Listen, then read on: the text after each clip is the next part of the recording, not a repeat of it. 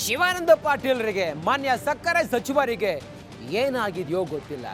ಅವರು ಆಡುವಂತ ಒಂದೊಂದು ಮಾತು ವಿವಾದವನ್ನ ಸೃಷ್ಟಿ ಮಾಡುತ್ತೆ. ಶಿವಾನಂದ ಪಾಟೀಲ್ರು ಮಾತನಾಡ್ತಾ ರೈತರ ಬಗ್ಗೆ ಆಡಿರುವಂತ ಮಾತು, ಹಗುರವಾಗಿ ಮಾತನಾಡಿರೋದು, ಉಡಾಪೆಯಾಗಿ ಮಾತಾಡಿರೋದು ಅವರ ಒಂದು ಗೌರವಕ್ಕೆ ಅಥವಾ ಅವರ ಒಂದು ಜವಾಬ್ದಾರಿಗೆ ಇದು ಅಲ್ಲದಲ್ಲ. ರಾಜ್ಯದ ರೈತರ ಬದುಕಿನ ಬಗ್ಗೆ ಕಹಿ ಉಗುಳಿದ್ದಾರೆ ಸಕ್ಕರೆ ಸಚಿವ. ಪದೇ ಪದೇ ಬರಗಾಲ ಬರಲಿ ಅನ್ನೋದೇ ರೈತರ ಆಸೆ ಅಂತೇಳಿ ಅರ್ಥವಿಲ್ಲದೆ ಮಾತನಾಡಿದ್ದಾರೆ ಶಿವಾನಂದ ಪಾಟೀಲ್ ಅವರು. ಅನ್ನದಾತರ ಬಗ್ಗೆ ಸಕ್ಕರೆ ಸಚಿವ ಶಿವಾನಂದ ಪಾಟೀಲ್ ಅವರು ಆಡಿರುವಂಥ ಮಾತು ಇವತ್ತು ರಾಜ್ಯದ ಜನರನ್ನ ರೊಚ್ಚಿಗೆಳಿಸಿದೆ. ಬರಗಾಲ ಬಂದರೆ ಸಾಲ ಮನ್ನಾ ಆಗುತ್ತೆ ಅಂತೇಳಿ ಅಂದ್ಕೊಳ್ತಾರೆ, ರೈತರು ಹೀಗೆ ಬಯಸಬಾರದು ಅಂತೇಳಿ ಶಿವಾನಂದ ಪಾಟೀಲ್ರು ಹೇಳಿರೋದು ಈಗ ಆಕ್ರೋಶಕ್ಕೆ ಕಾರಣ ಆಗಿದೆ. ಹಾಗಾದರೆ ಶಿವಾನಂದ ಪಾಟೀಲ್ರು ಏನು ಹೇಳಿದರು, ಯಾವ ಉದ್ದೇಶದಲ್ಲಿ ಹೇಳಿದರು ನೋಡೋಣ ಬನ್ನಿ. ಕೃಷ್ಣಾ ನದಿ ನೀರು ಪುಕ್ಕಟ್ಟದ, ಕರೆಂಟು ಪುಕ್ಕಟ್ಟದೆ, ಮತ್ತು ಬಹಳಷ್ಟು ಮುಖ್ಯಮಂತ್ರಿಗಳು ಬೀಜಾನು ಕೊಟ್ಟರು, ಗೊಬ್ಬರನೂ ಕೊಟ್ಟರು. ಇನ್ನು ರೈತರಿಗೆ ಏನಪ್ಪ ಅಂತಂದ್ರೆ ಒಂದೇ ಆಸೆ ಇರ್ತದೆ, ಮ್ಯಾಗ ಬರಗಾಲ ಬೀಳಲಿ ಅಂತೇಳಿ. ಯಾಕಂದ್ರೆ ಸಾಲ ಮನ್ನಾ ಆಗ್ತದೆ.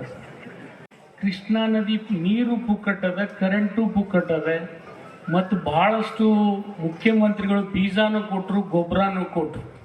ಇನ್ನು ರೈತರಿಗೆ ಏನಪ್ಪ ಅಂತಂದ್ರೆ ಒಂದೇ ಆಸೆ ಇರ್ತದೆ, ಮ್ಯಾಗ ಬರಗಾಲ ಬೀಳಲಿ ಅಂತೇಳಿ. ಯಾಕಂದ್ರೆ ಸಾಲ ಮನ್ನಾ ಆಗ್ತದೆ. ಕೃಷ್ಣಾ ನದಿ ನೀರು ಪುಕ್ಕಟ್ಟದ, ಕರೆಂಟು ಪುಕ್ಕಟ್ಟದೆ, ಮತ್ತು ಬಹಳಷ್ಟು ಮುಖ್ಯಮಂತ್ರಿಗಳು ಬೀಜಾನು ಕೊಟ್ಟರು, ಗೊಬ್ಬರನೂ ಕೊಟ್ಟರು. ಇನ್ನು ರೈತರಿಗೆ ಏನಪ್ಪ ಅಂತಂದ್ರೆ ಒಂದೇ ಆಸೆ ಇರ್ತದೆ, ಮ್ಯಾಗ ಬರಗಾಲ ಬೀಳಲಿ ಅಂತೇಳಿ. ಯಾಕಂದ್ರೆ ಸಾಲ ಮನ್ನಾ ಆಗ್ತದೆ. ಕೃಷ್ಣಾ ನದಿ ನೀರು ಪುಕ್ಕಟ್ಟದ, ಕರೆಂಟು ಪುಕ್ಕಟ್ಟದೆ, ಮತ್ತು ಬಹಳಷ್ಟು ಮುಖ್ಯಮಂತ್ರಿಗಳು ಬೀಜಾನು ಕೊಟ್ಟರು, ಗೊಬ್ಬರನೂ ಕೊಟ್ಟರು. ಇನ್ನು ರೈತರಿಗೆ ಏನಪ್ಪ ಅಂತಂದ್ರೆ ಒಂದೇ ಆಸೆ ಇರ್ತದೆ, ಮ್ಯಾಗ ಬರಗಾಲ ಬೀಳಲಿ ಅಂತೇಳಿ. ಯಾಕಂದ್ರೆ ಸಾಲ ಮನ್ನಾ ಆಗ್ತದೆ. ಕೃಷ್ಣಾ ನದಿ ನೀರು ಪುಕ್ಕಟ್ಟದ, ಕರೆಂಟು ಪುಕ್ಕಟ್ಟದೆ, ಮತ್ತು ಬಹಳಷ್ಟು ಮುಖ್ಯಮಂತ್ರಿಗಳು ಬೀಜಾನು ಕೊಟ್ಟರು, ಗೊಬ್ಬರನೂ ಕೊಟ್ಟರು. ಇನ್ನು ರೈತರಿಗೆ ಏನಪ್ಪ ಅಂತಂದ್ರೆ ಒಂದೇ ಆಸೆ ಇರ್ತದೆ, ಮ್ಯಾಗ ಬರಗಾಲ ಬೀಳಲಿ ಅಂತೇಳಿ. ವೀರೇಶ್ ಕಮಿಟಿ ವರದಿ ಬರುವುದಕ್ಕಿಂತ ಪೂರ್ವದಲ್ಲಿ ಆತ್ಮಹತ್ಯೆ ಕಡಿಮೆ. ಏನು ನಾವು 5 ಲಕ್ಷ ರೂಪಾಯಿ ಪರಿಹಾರ ಕೊಡಲಿಕ್ಕೆ ಪ್ರಾರಂಭ ಮಾಡಿದ್ವಿ 2015 ನಂತರ, ಅವತ್ತಿನಿಂದ ರಿಪೋರ್ಟ್ ಆಗೋದು ಜಾಸ್ತಿ ಆಗ್ತಾ ಇದೆ. ವೀರೇಶ್ ಕಮಿಟಿ ವರದಿ ಬರುವುದಕ್ಕಿಂತ ಪೂರ್ವದಲ್ಲಿ ಆತ್ಮಹತ್ಯೆ ಕಡಿಮೆ. ಏನು ನಾವು 5 ಲಕ್ಷ ರೂಪಾಯಿ ಪರಿಹಾರ ಕೊಡಲಿಕ್ಕೆ ಪ್ರಾರಂಭ ಮಾಡಿದ್ವಿ 2015 ನಂತರ, ಅವತ್ತಿನಿಂದ ರಿಪೋರ್ಟ್ ಆಗೋದು ಜಾಸ್ತಿ ಆಗ್ತಾ ಇದೆ. ವೀರೇಶ್ ಕಮಿಟಿ ವರದಿ ಬರುವುದಕ್ಕಿಂತ ಪೂರ್ವದಲ್ಲಿ ಆತ್ಮಹತ್ಯೆ ಕಡಿಮೆ. ಏನು ನಾವು 5 ಲಕ್ಷ ರೂಪಾಯಿ ಪರಿಹಾರ ಕೊಡಲಿಕ್ಕೆ ಪ್ರಾರಂಭ ಮಾಡಿದ್ವಿ 2015 ನಂತರ, ಅವತ್ತಿನಿಂದ ರಿಪೋರ್ಟ್ ಆಗೋದು ಜಾಸ್ತಿ ಆಗ್ತಾ ಇದೆ. ಕೃಷ್ಣಾ ನದಿ ನೀರು ಪುಕ್ಕಟ್ಟದ, ಕರೆಂಟು ಪುಕ್ಕಟ್ಟದೆ, ಮತ್ತು ಬಹಳಷ್ಟು ಮುಖ್ಯಮಂತ್ರಿಗಳು ಬೀಜಾನು ಕೊಟ್ಟರು, ಗೊಬ್ಬರನೂ ಕೊಟ್ಟರು. ಇನ್ನು ರೈತರಿಗೆ ಏನಪ್ಪ ಅಂತಂದ್ರೆ ಒಂದೇ ಆಸೆ ಇರ್ತದೆ, ಮ್ಯಾಗ ಬರಗಾಲ ಬೀಳಲಿ ಅಂತೇಳಿ. ಯಾಕಂದ್ರೆ ಸಾಲ ಮನ್ನಾ ಆಗ್ತದೆ. ಹಂಗೆ ಬಯಸ್ಬಾರ್ದು. ಅದ್ರಾಗೆ ನೀವು ಬ್ಯಾಡ ಅಂದ್ರೆ 3-4 ವರ್ಷಕ್ಕೆ ಒಂದು ಸಾರ್ತಿ ಬಂದೇ ಬರ್ತದೆ. ಕೃಷ್ಣಾ ನದಿ ನೀರು ಪುಕ್ಕಟ್ಟದ. ನೋಡಿದ್ರಲ್ಲ, ಶಿವಾನಂದ ಪಾಟೀಲ್ ಅವರ ಈ ಅಸಂಬದ್ಧ ಹೇಳಿಕೆಗೆ ಬಿಜೆಪಿ ತಿರುಗಿ ಬಿದ್ದಿದೆ. ಆಡಳಿತ ಪಕ್ಷ, ಮಾನ್ಯ ಸಚಿವರು ಇವರು. ಹೀಗಿರುವಾಗ ಲೋಕಸಭಾ ಚುನಾವಣೆ ಹತ್ರ ಬರ್ತಾ ಇದೆ. ನಡೆ ನುಡಿ ಎರಡೂ ಕೂಡ ಪ್ರಮುಖ ಆಗುತ್ತೆ. ಶಿವಾನಂದ ಪಾಟೀಲ್ ಅವರು ನಾಲಿಗೆನ ಹರಿಬಿಟ್ಟು ರೈತರ ಬಗ್ಗೆ ಅಪಮಾನ ಆಗುವ ರೀತಿಯಲ್ಲಿ ಮಾತನಾಡಿದ್ರಲ್ಲ, ಬಿಜೆಪಿ ನಾಯಕರು ಇದನ್ನೇ ಎನ್ಕ್ಯಾಶ್ ಮಾಡ್ಕೊಂಡಿದ್ದಾರೆ. ಸಂಪುಟದಿಂದ ಸಚಿವರನ್ನ ಉಚ್ಚಾಟಿಸಬೇಕು ಅಂತೇಳಿ ಬಿಜೆಪಿ ಆಗ್ರಹ ಮಾಡಿದೆ. ಕಾಂಗ್ರೆಸ್ ಸರ್ಕಾರಕ್ಕೆ ಅಹಂಕಾರ ಹೆಚ್ಚಾಗಿದೆ ಅಂತೇಳಿ ಆರ್ ಅಶೋಕ್ ಅವರು ಹೇಳಿದರೆ, ಇದು ಸಕ್ಕರೆ ಸಚಿವರ ದುರಹಂಕಾರದ ಮಾತು ಅಂತೇಳಿ ಅಶ್ವಥ್ ನಾರಾಯಣ ಅವರು ಹೇಳಿದ್ದಾರೆ. ರಾಜ್ಯ ಸರ್ಕಾರಕ್ಕೆ ಪರಿಹಾರ ಕೊಡುವ ಯೋಗ್ಯತೆ ಇಲ್ಲ ಅಂತೇಳಿ ವಿಜಯೇಂದ್ರ ಕೂಡ ಕಿಡಿಕಾರಿದ್ದಾರೆ. ಸರ್ಕಾರದಲ್ಲಿರ್ತಕ್ಕಂಥ ಮಂತ್ರಿಗಳು ಇವರ ಯೋಗ್ಯತೆಗೆ ಬರದ ಸಂದರ್ಭದಲ್ಲಿ ಅವರ ಜಿಲ್ಲೆಯ ಪ್ರವಾಸವನ್ನು ಮಾಡಿ, ಅಧಿಕಾರಿಗಳ ಜೊತೆ ಚರ್ಚೆ ಮಾಡಿ, ರೈತರಿಗೆ ಒಂದು ಸಮಗ್ರವಾಗಿರ್ತಕ್ಕಂಥ ಪರಿಹಾರವನ್ನು ಘೋಷಣೆ ಮಾಡ್ತಾ ಇರ್ತಕ್ಕಂಥ ಯೋಗ್ಯತೆ ಸರ್ಕಾರಕ್ಕಿಲ್ಲ. ಆದರೆ ರೈತರಿಗೆ ಅವಮಾನ ಮಾಡ್ತಕ್ಕಂಥದ್ದು ಮಾತ್ರ ಪದೇ ಪದೇ ಮಾಡ್ತಾ ಇರ್ತಕ್ಕಂಥದ್ದು ನಿಜವಾಗ್ಲೂ ಕೂಡ ಖಂಡನೀಯ. ಭಾರತೀಯ ಜನತಾ ಪಾರ್ಟಿ ಇದನ್ನು ಬಲವಾಗಿ ನಾವು ಖಂಡಿಸ್ತೇವೆ. ನಾನು ಮಾನ್ಯ ಮುಖ್ಯಮಂತ್ರಿಗಳಿಗೆ ಆಗ್ರಹವನ್ನು ಮಾಡ್ತೇನೆ, ತತ್ಕ್ಷಣ ನೀವು ಶಿವಾನಂದ ಪಾಟೀಲ್ರವರಿಂದ ಕ್ಷಮೆಯನ್ನು ಕೇಳಬೇಕು. ಸಾಧ್ಯ ಆದರೆ ಮಂತ್ರಿ ರಾಜೀನಾಮೆ ತೆಗೆದುಕೊಂಡ್ರೆ ಇನ್ನೂ ಕೂಡ ಒಳ್ಳೆಯದು. ಮತ್ತೆ ರೈತರಿಗೆ ಅವಮಾನ ಮಾಡ್ತಕ್ಕಂಥದ್ದು ಯಾರಿಗೂ ಕೂಡ ಶೋಭೆ ತರ್ತಕ್ಕಂಥದ್ದಲ್ಲ.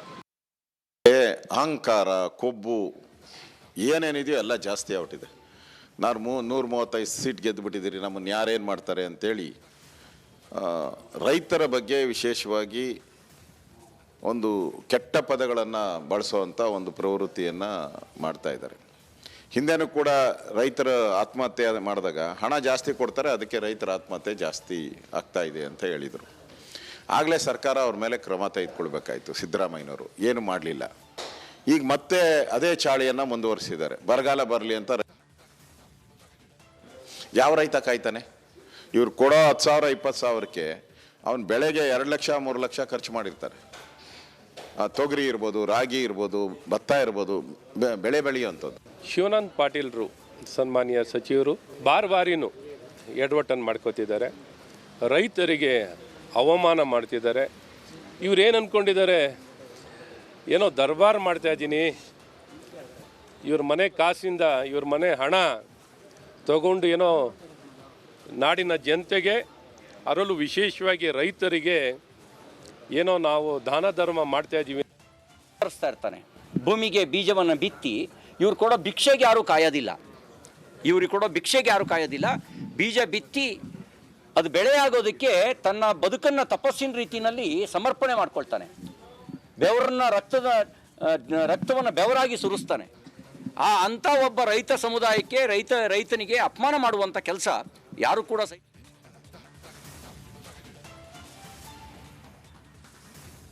ಮಾನ್ಯ ಈ ಸರ್ಕಾರದ ಸಕ್ಕರೆ ಸಚಿವರು ಹಿಂಗೆ ಹೇಳ್ತಾರಲ್ಲ ಅಂಥೇಳಿ ಅವರು ಪಾರ್ಟಿಯವರನ್ನ ಕೇಳಿದರೆ ಅವರು ಇದನ್ನು ಸಮರ್ಥನೆ ಮಾಡ್ಕೊಳ್ತಾ ಇದ್ದಾರೆ. ಯಾರಾದರೂ ಒಪ್ಪುವಂಥ ಮಾತಾ ಶಿವಾನಂದ ಪಾಟೀಲ್ ಅವರು ಹೇಳಿರೋದು. ಆದರೆ ಇಲ್ಲಿ ಇವರು ಉಡಾಪೆ ಮಾತಿಗೆ, ಇವರು ಅಸಂಬದ್ಧ ಹೇಳಿಕೆಗೆ ಕೈ ನಾಯಕರು ಸಮರ್ಥನೆ ಮಾಡ್ಕೊಳ್ತಾ ಇದ್ದಾರೆ. ನಾನೇನು ಮಾತಾಡಲ್ಲ, ಅವರನ್ನೇ ಕೇಳಿ ಅಂತೇಳಿ DCM DK ಶಿವಕುಮಾರ್ ಅವರು ಹೇಳ್ತಾರೆ. ಫ್ಲೋ ಅಲ್ಲಿ ಹೀಗೆ ಹೇಳಿರಬೇಕು ಅಂತೇಳಿ ಬೈರತಿ ಸುರೇಶ್ ಅವರು ಸಮರ್ಥನೆ ಮಾಡ್ಕೊಳ್ತಾರೆ. ಎಲ್ಲ ಪಕ್ಷದಲ್ಲೂ ಇದು ಸಾಮಾನ್ಯ ಅಂತೇಳಿ ಸತೀಶ್ ಜಾರಕಿಹೊಳಿ ಅವರು ಹೇಳ್ತಾರೆ. ನೋಡಿ ಹೆಂಗಿದೆ ಅಂತ. ಶಿವಾನಂದ ಪಾಟೀಲ್ ಅವರು ಸರ್ ಮತ್ತೊಮ್ಮೆ ರೈತರ ಬಗ್ಗೆ ಅವಹೇಳನಕಾರಿಯಾಗಿ ಮಾತನಾಡಿದ್ದಾರೆ. ಸರ್ಕಾರ ನೀರು ಕೊಡುತ್ತೆ, ಫ್ರೀಯಾಗಿ ವಿದ್ಯುತ್ ಕೊಡುತ್ತೆ, ಆದರೆ ರೈತರು ಬರಗಾಲ ಬರಲಿ ಅಂತ ಕಾಯ್ತಾರೆ ಅಂತೇಳಿ ಮಾತನಾಡಿದ್ದಾರೆ. ಅವ್ರನ್ನೇ ಕೇಳಿ ನನಗೆ ಗೊತ್ತಿಲ್ಲ. ಏನು ಹೇಳಿಲ್ಲ, ಫ್ಲೋ ಅಲ್ಲಿ ಹೇಳಿರ್ಬೇಕಷ್ಟೇ, ಏನೋ ಮಿಸ್ಟೇಕಾಗಿ ಮಾತಾಡಿರ್ಬೇಕು, ನನಗೆ ಗೊತ್ತಿಲ್ಲ ಅದ್ರ ಬಗ್ಗೆ. ಆದರೆ ರೈತರ ಬಗ್ಗೆ ಅವ್ರ ಕಾಳಜಿ ಇದೆ. ನಾವೆಲ್ಲರೂ ರೈತರೇನೆ. ನಾನು ಈಗಲೂ ನಂದು ಇನ್ಕಮ್ ಏನು ಅಂದರೆ ಅಗ್ರಿಕಲ್ಚರು ಪ್ಲಸ್ ಬಿಸ್ನೆಸ್ಸು. ರೈತರು ಯಾವತ್ತೂ ಯಾರಿಗೂ ಕಾಯೋರಲ್ಲ. ನಮ್ಮ ದೇಶದಲ್ಲಿ ರೈತರಿಗಿರೋವಂಥ ಸ್ವಾಭಿಮಾನ ಬೇರೆ ಯಾರಿಗೂ ಇಲ್ಲ. ಅಲ್ಲ, ಅವ್ರು ಏನೋ ಹೇಳಲಿಕ್ಕೆ ಹೋಗಿರ್ತಾರೋ ಒಂದು ಸಾರಿ ಹಂಗೆ ಎಡವಟ್ಟು ಆಗ್ತಾವೆ, ಆಗೋಲ್ಲ. ಅದೇ ಹೇಳಿದಿಲ್ಲ, ಯಾವುದೋ ಒಂದು ಸಂದರ್ಭದಲ್ಲಿ ಏನೋ ಹೇಳಲಿಕ್ಕೆ ಹೋಗಿರ್ತಾರೋ ಒಂದು ಸಾರಿ ಎಡವಟ್ಟು ಆಗ್ತೈತೆ, ಆಗೋಲ್ಲ. ಇಲ್ಲ, ನಾವೇನು ಅಡ್ವೈಸ್ ಮಾಡ್ಲಿಕ್ಕಾಗಲ್ಲ. ಎಲ್ಲರೂ ಸೀನಿಯರ್ ಅದಾರ, ಅವರೆಲ್ಲ ಪ್ರಬುದ್ಧರು ಇದ್ದಾರೆ. ಹಂಗೆ ನಾವು ಸಹ ಅಡ್ವೈಸ್ ಮಾಡೋದು ಅವಶ್ಯಕತೆ ಇಲ್ಲ. ಅಲ್ಲ, ಅವ್ರು ಏನೋ ಹೇಳಲಿಕ್ಕೆ ಹೋಗಿರ್ತಾರೋ ಒಂದು ಸಾರಿ ಹಂಗೆ ಎಡವಟ್ಟು ಆಗ್ತಾವೆ, ಆಗೋಲ್ಲ. ಅದೇ ಹೇಳಿದಿಲ್ಲ, ಯಾವುದೋ ಒಂದು ಬಿಜೆಪಿ ನಾಯಕರು ಸಿಕ್ಕಿದ್ದೇ ಚಾನ್ಸು ಅಂಥೇಳಿ ಮಾನ್ಯ ಸಕ್ಕರೆ ಸಚಿವ ಶಿವಾನಂದ ಪಾಟೀಲ್ ಅವರಿಗೆ ಮದ, ದುಡ್ಡಿನ ಅಹಂಕಾರ, ರೈತರ ಬಗ್ಗೆ ಕಾಳಜಿ ಇಲ್ಲ ಶಿವಾನಂದ ಪಾಟೀಲ್ರಿಗೆ ಅಂತೇಳಿ ಎಲ್ಲ ಹಿಗ್ಗಾಮುಗ್ಗ ಚಾಡಿಸ್ತಾ ಇದ್ದಂತೆ, ವಿರೋಧ ಹೆಚ್ಚಾಗ್ತಾ ಇದ್ದಂತೆ ಶಿವಾನಂದ ಪಾಟೀಲ್ರು ಅದಕ್ಕೆ ಸಮಜಾಯಿಷಿ ಕೊಡ್ತಾರೆ. ನನಗೆ ಯಾವ ಮದ ಏರಿಲ್ಲ, ರೈತರ ಬಗ್ಗೆ ಕಾಳಜಿ ಇದೆ, ನನಗೆ ರೈತರ ಹಿತಕ್ಕಾಗಿ ಕೆಲಸ ಮಾಡ್ತಾ ಇದ್ದೇನೆ. ಶಿವಾನಂದ ಪಾಟೀಲ್ ಅವರು ಹೀಗೆ ಅದಕ್ಕೆ ಸಮಜಾಯಿಷಿಯನ್ನು ಕೊಟ್ಟಿದ್ದಾರೆ. ಬಿಜೆಪಿ ನಾಯಕರು ಈ ರೀತಿ ಮಾಡ್ತಿದ್ದಾರೆ ಅಂತೇಳಿ ಸಚಿವ ಶಿವಾನಂದ ಪಾಟೀಲ್ ಅವರು ಹೇಳಿದ್ದಾರೆ. ಬಿಜೆಪಿ ನಾಯಕರು ಏನು ಮಾಡಿಲ್ಲ, ಇಲ್ಲಿ ತಾವು ಏನು ಹೇಳಿದ್ದೀರೋ ನಾವು ಕೂಡ ಅದನ್ನೇ ತೋರಿಸ್ತಾ ಇರೋದು. ರೈತರ ಬಗ್ಗೆ ತಾವು ಪ್ರತಿ ಬಾರಿಯೂ ಕೂಡ ಅವಹೇಳನಕಾರಿಯಾಗಿ ಅವ್ರನ್ನ ಅಪಮಾನ ಮಾಡುವ ರೀತಿಯಲ್ಲಿ, ಅವಮಾನಿಸುವ ರೀತಿಯಲ್ಲಿ ಮಾತಾಡಿರೋದು ಯಾರೂ ಒಪ್ಪುವಂಥದ್ದಲ್ಲ. ಏನು ಸಮಜಾಯಿಷಿ ಕೊಟ್ಟಿದ್ದಾರೆ ಸಚಿವರು ನೋಡೋಣ ಬನ್ನಿ. ಪುಕ್ಕಟ್ಟದೆ ಮತ್ತು ಕೃಷ್ಣಾ ನದಿ ನೀರು ಪುಕ್ಕಟ್ಟದೆ, ಕರೆಂಟು ಪುಕ್ಕಟ್ಟದೆ, ಮತ್ತು ಬಹಳಷ್ಟು ಮುಖ್ಯಮಂತ್ರಿಗಳು ಬೀಜಾನು ಕೊಟ್ಟರು, ಗೊಬ್ಬರನು. ನನಗೆ ಯಾವುದೇ ರೀತಿಯ ಮದ ಇರಲಿಲ್ಲ. ರೈತರ ಸಲುವಾಗಿ ಇನ್ನೂ ಎಷ್ಟು ಬೇಕಾದರೂ ನಾನು ವಿರೋಧ ಏನು ಇವ್ರು ಮಾಡ್ತಾ ಇದ್ದಾರೆ, ಇವ್ರು ನೀತಿ ಮಾಡ್ತಾ ಇದ್ದಾವೆ, ಅದ್ರ ಬಗ್ಗೆ ನಾನು ನಿರಂತರ ಹೋರಾಟ ಮಾಡ್ತೀನಿ. ರೈತರ ವಿರುದ್ಧ ನನಗೆ ಇವ್ರು ಕಟ್ಟಿದರೆ ಏನಾಗೋದಿಲ್ಲ. ನನಗೆ ರೈತರ ವಿರುದ್ಧ ನಾನು ಮಾಡಿದರೆ ಅದೊಂದು ಅಪರಾಧ. ರೈತರ ಹಿತ ಆಗಬೇಕಂತ ಇವತ್ತು ನಾವು ಈ ಎಲ್ಲ ಕೆಲಸಗಳನ್ನು ನಾವು ಮಾಡ್ತಾಯಿದ್ದೀವಿ. ಅವರಿಗೆ ಸಹಿಸ್ಲಿಕ್ಕೆ ಆಗ್ತಾಯಿಲ್ಲ. ಬಿ ಜೆ ಪಿಯವ್ರಿಗೆ ಇವತ್ತು ಸಹಿಸ್ಲಿಕ್ಕೆ ಆಗ್ತಾಯಿಲ್ಲ. ಯಾಕಂದರೆ ಅವ್ರಿಗೆ ಪಾರ್ಲಿಮೆಂಟ್ ಟಾರ್ಗೆಟ್ ಇದೆ. ಮತ್ತಷ್ಟು ಮಾಹಿತಿಯೊಂದಿಗೆ ನಮ್ಮ ರಿಪೋರ್ಟರ್ ಸತೀಶ್ ಈಗ ಲೈವ್ ಕನೆಕ್ಟ್ ಆಗಿದ್ದಾರೆ. ಸತೀಶ್, ಶಿವಾನಂದ ಪಾಟೀಲ್ರ ಅಸಂಬದ್ಧ ಹೇಳಿಕೆಗೆ ಪರವಿರೋಧದ ಚರ್ಚೆಗಳು ಏನಾಯಿತು? ಕಾಂಗ್ರೆಸ್ನವ್ರು ಹೆಂಗೆ ಅದನ್ನು ಸಮರ್ಥನೆ ಮಾಡಿಕೊಂಡ್ರು? ಬಿ ಜೆ ಪಿಯವ್ರು ಹೆಂಗೆ ಟೀಕೆ ಮಾಡಿದ್ರು? ಏನು ಪ್ರತಿಕ್ರಿಯೆ ಕೊಟ್ಟರು ಶಿವಾನಂದ ಪಾಟೀಲ್ರು? ಸತೀಶ್, ರಂಜಿತ್, ಸಾರ್ವಜನಿಕ ಜೀವನದಲ್ಲಿರೋರು, ಅದರಲ್ಲೂ ಪ್ರಮುಖವಾಗಿ ರಾಜಕಾರಣಿಗಳು ಅವರ ನಡೆ ನುಡಿ ಬಗ್ಗೆ ಬಹಳ ಎಚ್ಚರಿಕೆಯಿಂದ ಇರಬೇಕಾಗುತ್ತೆ. ಯಾಕಂದರೆ ಅವರು ಜನರಿಂದ ಆರಿಸಿ ಬಂದಿರ್ತಾರೆ. ಹೀಗಾಗಿನೇ ಅವರ ಪ್ರತಿ ಹೇಳಿಕೆಯು ಕೂಡ ಸಮಾಜದ ಮೇಲೆ ಪರಿಣಾಮ ಬೀರುತ್ತೆ. ಈ ರೀತಿಯ ಹೇಳಿಕೆಗಳು, ಅದು ರೈತರ ಅನ್ನ ಕೊಡುವ ರೈತರ ಬಗ್ಗೆ ಈ ರೀತಿ ಹೇಳಿಕೆಗಳು ಯಾರೂ ಒಪ್ಪುವಂಥದ್ದಲ್ಲ.